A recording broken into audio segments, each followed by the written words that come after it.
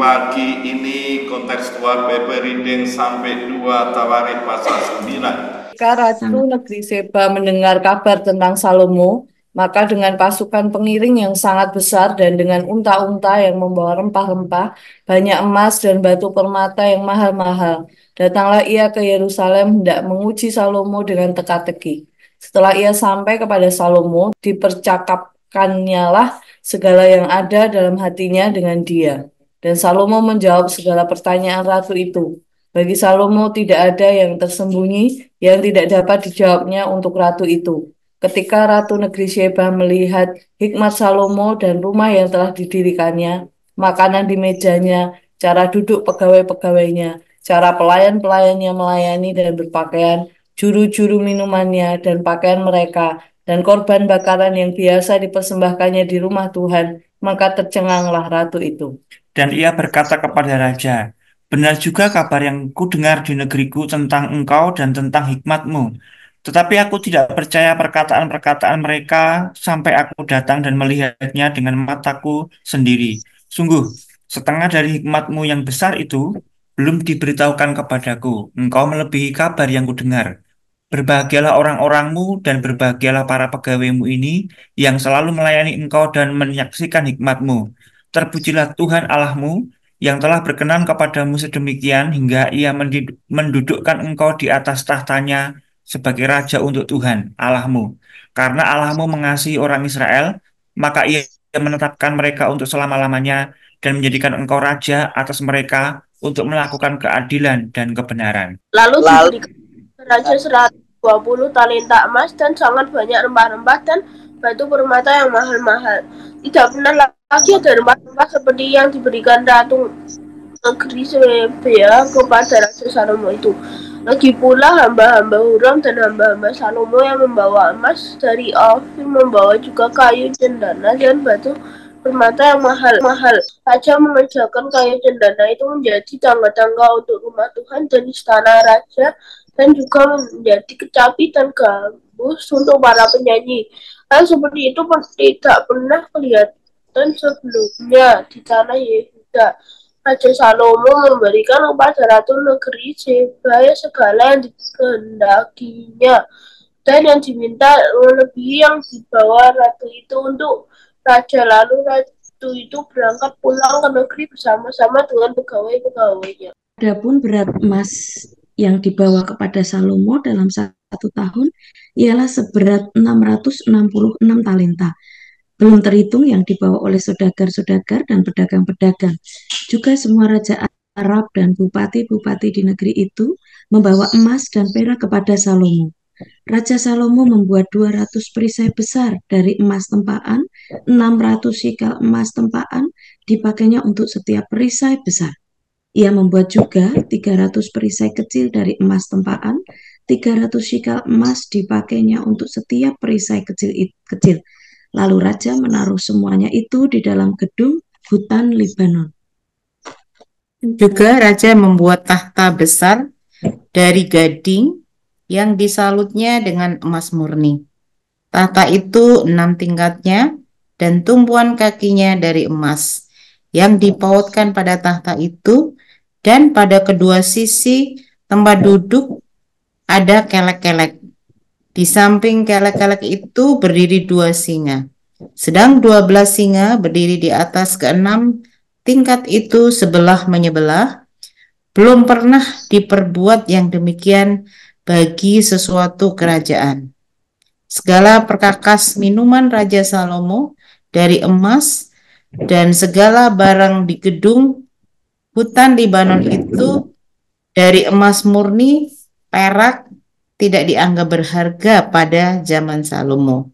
Sebab raja mempunyai kapal-kapal yang berlayar ke Tarsis bersama-sama dengan orang-orang Huram, dan sekali 3 tahun kapal-kapal Tarsis itu datang membawa emas dan perak serta gading, juga kera dan burung merak. Raja Salomo melebihi semua raja di bumi dalam hal kekayaan dan hikmat. Semua raja di bumi berikhtiar menghadap Salomo untuk menyaksikan hikmat yang telah ditaruh Allah di dalam hatinya.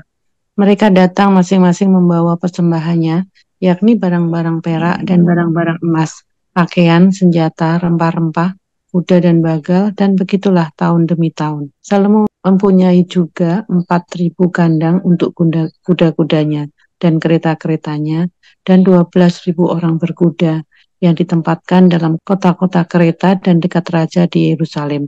Dan ia memerintah atas semua raja, mulai dari sungai Efrat sampai negeri orang Filistin, dan sampai ke tapal batas Mesir. Raja membuat banyaknya perak di Yerusalem sama seperti batu, dan banyaknya pohon kayu ara sama seperti pohon ara yang tumbuh di daerah bukit. Kuda untuk Salomo didatangkan dari Misraim dan dari segala negeri. Selebihnya dari riwayat Salomo dari awal sampai akhir, bukankah semuanya itu tertulis dalam riwayat Nabi Nathan dan dalam nubuatan Ahia orang Silo itu, dan dalam penglihatan-penglihatan Ido, lihat itu tentang Yerobeam bin Nebat. Salomo memerintah di Yerusalem atas seluruh Israel 40 tahun lamanya. Kemudian Salomo mendapat berhentian bersama-sama dengan nenek moyangnya, dan ia dikuburkan di kota Daud ayahnya. Maka Rehabeam anaknya menjadi raja menggantikan dia. Amin. Salomo di 2 Tawarikh pasal 9 ini diuji hikmatnya oleh Ratu Seba. Kita melihat bahwa doa Salomo yang terkenal adalah dia tidak minta musuhnya dikalahkan, tidak minta umur panjang, tidak minta kekayaan, tidak meminta segala yang lain, tapi dia berdoa dan meminta yang utama, yaitu hikmat dan pengertian. Di dalam 1 Raja-Raja kita bisa melihat hikmat Salomo dengan kasus 2 ibu yang rebutan anak karena yang satu anaknya mati, dan Salomo menunjukkan kepada rakyat bagaimana ibu yang benar, ibu yang memiliki anak yang sesungguhnya, dan Salomo menunjukkan hikmat itu. Tapi di 2 Tawarikh pasal 9 ini hikmat Salomo sekarang diuji oleh Ratu Seba. Ratu Seba mendengar bahwa Salomo ini punya hikmat yang luar biasa. Dia ragu-ragu dan tidak percaya. Maka dia datang kepada Salomo untuk menguji dan melihat apakah benar Salomo ini memiliki hikmat menjadi raja Israel. Lalu di pasal 9 ini kita melihat satu narasi histori bahwa Ratu Seba memang datang ke Salomo dengan diiringi oleh banyak pasukan, dan apa yang dia bawa, baik banyak emas dipersembahkan oleh Salomo, dan dia bertemu sendiri kepada Salomo dan mengatakan dengan jujur mau menguji. Bagaimana Ratu Seba ini menguji Salomo, yaitu kita melihat ada 2 poin yang utama. Ini cara Ratu Seba menguji Salomo. Yang pertama dengan teka-teki. Dia berdiskusi dan mengajukan pertanyaan dengan teka-teki. Yang kedua, dia mau tahu hikmat Salomo, yaitu dengan melihat sendiri ada di Salomo dan bagaimana di dalam memanage dan menghasilkan rumah Tuhan dan pekerja-pekerja yang ada di rumahnya Salomo. 2 hal ini yang nampak, yang menjadi kriteria oleh Seba.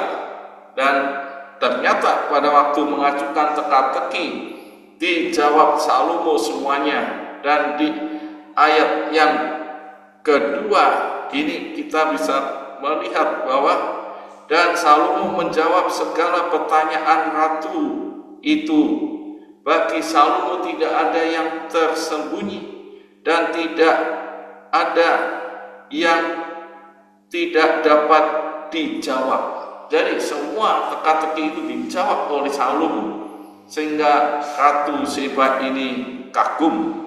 Lalu yang kedua, pada waktu ratu ini menguji hikmat Salomo ini dengan melihat, dan apa yang dia lihat ternyata di rumah yang telah didirikan, makanan di meja dan cara duduk pegawai-pegawainya, cara pelayan-pelayannya melayani, dan berpakaian juru-juru minumannya, dan pakaian mereka, korban bakaran yang dipersembahkan di rumah Tuhan, semua yang dikelola Raja Salomo nampak secara kasat mata oleh Ratu Seba. Cara duduk pelayannya, cara makannya, cara berjalannya, cara mempersembahkan korban, nampak memang benar ini Raja Salomo ini orang yang luar biasa hikmatnya. Dari yang dia dengar ini hanya sebagian, ternyata hikmatnya itu luar biasa. Dan kita bisa meniru ini orang-orang yang berhikmat, punya impact, punya pengaruh sekelilingnya, memberi kesaksian orang-orang yang berhikmat. Jadi apa yang ada komunitas atau teamwork atau pekerja-pekerja yang ada di orang-orang berhikmat mestinya sama dengan cara dia lakukan ini. Jadi orang yang berhikmat terlihat dari perbuatannya, dan ini ada pada Salomo. Sehingga bagaimana respon Ratu Seba setelah dia melihat hikmat Salomo? Maka di ayat yang ke-8 Ratu Seba katakan, terpujilah Tuhan Allahmu yang telah berkenan kepadamu sedemikian hingga ia mendudukkan engkau di tahtanya sebagai raja untuk Tuhan Allahmu. Karena Allahmu sendiri mengasihi umatnya, orang-orang Israel. Dan inilah respon dari Ratu Seba melihat dan menguji hikmat Salomo. Dan memang kita bisa lihat di kisah berikutnya bahwa ternyata Ratu Seba ini membawa emas, membawa apa saja yang mau diberikan Salomo. Ternyata orang yang berhikmat seperti Salomo, ternyata dia menunjukkan yaitu orang yang murah hati, yaitu yang dibawa pulang Ratu Seba lebih banyak dari apa yang diberikan. Ini Salomo memberkati Ratu Seba. Mengapa Salomo bisa sedemikian ini? Karena kita melihat di ayat yang ke-13 sampai dengan ayat yang ke-21 sampai dilanjutkan ke ayat 27, ternyata Tuhan memberkati kekayaan Salomo luar biasa. Ini saya menghitung menurut KUS pada hari ini harga emas. Ya, dia dapat hasil itu 666 talenta emas tiap tahunnya. Belum yang lain. Ini hanya emas saya saja dihitung. Ini kalau dikalikan 34 kilo per talenta itu ada 22,644 ton. 1 kilonya itu harga hari ini sekitar 1,2 miliar. Dan kalau dikalikan ton itu ketemunya 27,17 triliun tiap tahun. Kalau dihitung tiap bulan ya 2,26 triliun. Kalau dihitung penghasilan tiap hari itu 75,48 miliar. Ya sudah bisa hitung-hitung aja, bandingkan dengan kekayaan Salomo. Ini setiap hari UMR, setiap hari ya mungkin ada yang 100.000, ada yang 150.000, tapi ini 75,48, sehingga ini semua ini kekayaan Salomo luar biasa. Dia bisa buat perisai, buat tahtanya, buat jalan, buat apa dari emas. Dan dikatakan pada zaman itu perak itu tidak ada harganya karena semua ya dibuat dari emas. Maka kita bisa melihat satu nats firman Tuhan, yaitu ayat 22, Raja Salomo melebihi semua raja di bumi dalam hal kekayaan dan hikmat. Ada istilah kekayaan dan hikmat. Nah, saudara, kalau kita melihat doa Salomo ini, dia minta hikmat, tapi Tuhan melebihi dari apa yang didoakan Salomo, yaitu dia didapatkan kekayaan. Jadi satu prinsip yang kita bisa pelajari, banyak orang minta kaya tanpa hikmat, tapi Salomo minta hikmat, otomatis dapat kekayaan. Ini yang jadi prinsip yang kita bisa teladani, karena Yakobus menegaskan ada dua perbedaan, hikmat dari dunia, hikmat dari nafsu sendiri. Hikmat dari setan itu menimbulkan perpecahan, hawa nafsu, menimbulkan iri hati, perbuatan jahat di Yakobus 3 ayat 14 sampai 17. Tapi hikmat yang dari Allah, yang dari atas, pendamai, peramah, pemurah, dan memberikan kebenaran dan mengadakan damai. Ada damai, dan ini hikmat yang dari Tuhan yang diperoleh Salomo, dan ini nampak di dalam kehidupan komunitasnya. Dan akhirnya ayat 29 sampai 31 Salomo mati.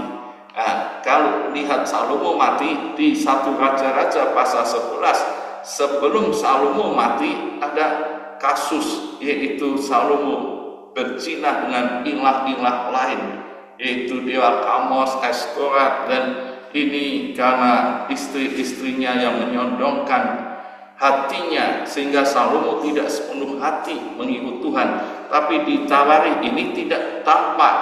Lalu setelah diberkati, menunjukkan hikmatnya, lalu mati. Ya, sudah dari sini kita bisa melihat amanat teksnya, bahwa hikmat dari Tuhan nampak dalam hidup orang yang dikaruniainya, sampai orang lain memuliakan Tuhan, memberi kesaksian yang baik, Tuhan dimuliakan. Dan bahkan Salomo, semua raja ingin melihat, menyaksikan hikmat yang dari Allah. Ini menjadi kesaksian. Dan yang kedua, amanatnya Tuhan memberkati berlimpah-limpah orang yang berhikmat. Aplikasinya, apakah saya memiliki hikmat dan dari Allah, ya, dan orang lain sampai memuji Tuhan, bersaksi untuk kemuliaan Tuhan.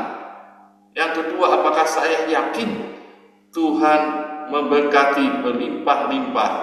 Ya, Tuhan memberkati kita semuanya berlimpah-limpah. Amin. Tuhan Yesus memberkati. Mari kita sambut dengan pujian Aku Hendak Bersyukur pada Tuhan.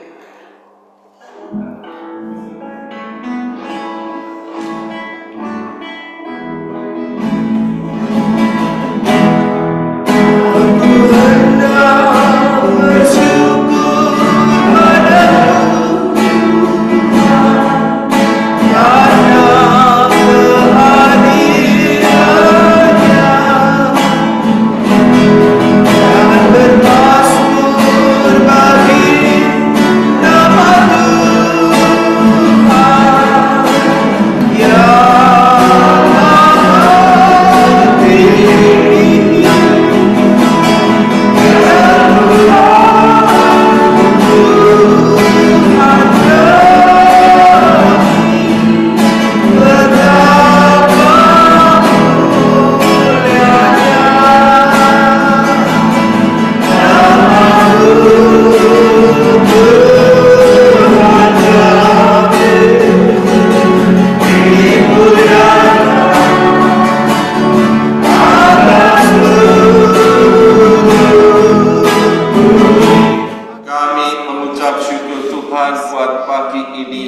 kami boleh menyaksikan hikmat yang dari Allah yang ada di Salomo dan diuji, disaksikan oleh Ratu Seba sehingga memuliakan Tuhan.